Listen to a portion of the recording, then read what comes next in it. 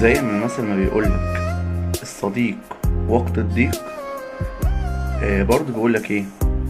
بدون اخيك ستأكلك الضباع حتى لو كنت اسدا، فلا تفرط ذات يوم باخيك.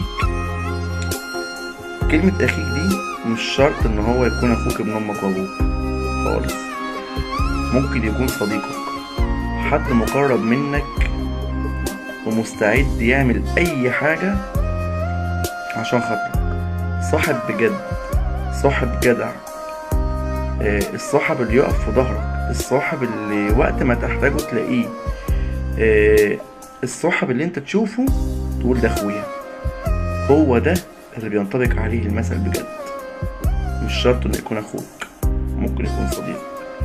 فلو ليك صديق بجد حافظ عليه.